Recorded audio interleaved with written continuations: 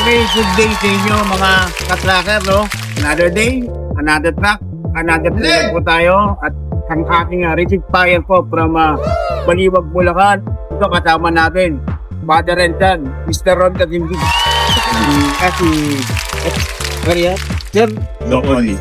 si Doc Oli at ang kanyang anak si Sir Ron, no? Katimbig.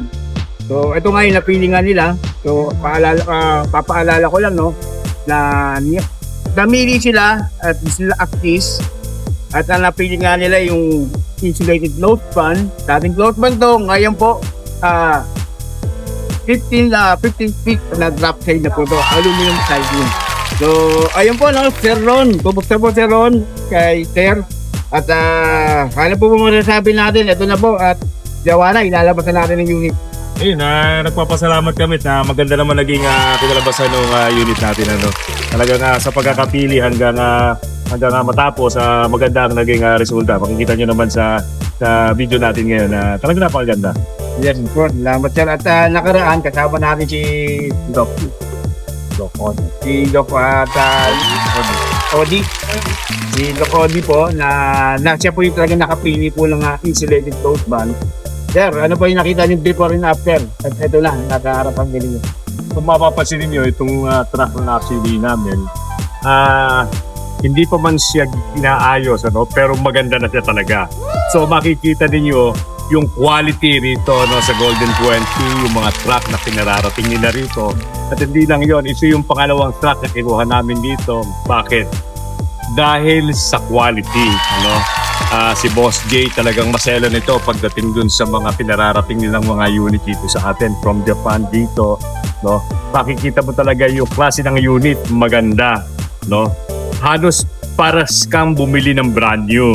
So, sulit na sulit yung presyo at yung unit na yung bibilin dito.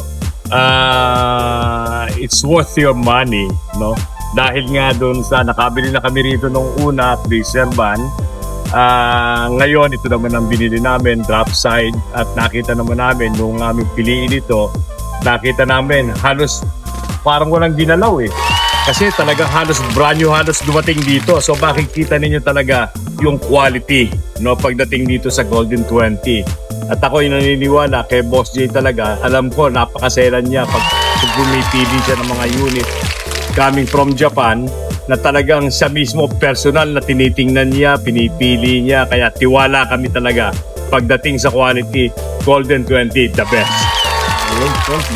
Maraming salamat. At sir, ay nabanggit niyo yung freezer van. Kumusta ba yung freezer van na nakuha natin? Okay naman, Carlo. Hanggang ngayon, siyempre nagagamit namin. Ano lang siya, yung usual maintenance lang. Change oil, na baterya, yun na. Pero nothing major. Nagagamit namin hanggang ngayon sa negosyo. At wala pang nasisira doon sa kinuha namin unit so far. Ano, for the past several years na kinuha namin yung aming freezer van. 3 years, 2023, na ginagamit yan araw-araw. And yet, until now, yun lang regular maintenance lang. Walang nasisira, ano, parang bagong labas talaga sa kasa.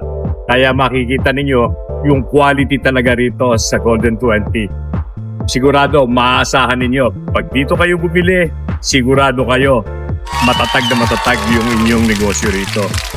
Ayun, no? Hindi kaya, quality is our top priority. Yun po lagi namin sa cyber rito namin sa inyo.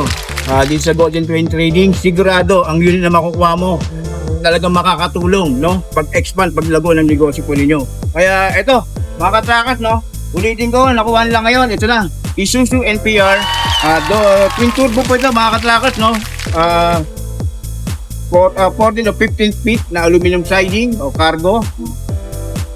Parang, sir, ano ba, parang, anong itsura natin? Parang brand new. Yan, no? Parang brand new na po. Ilalabas natin ngayon.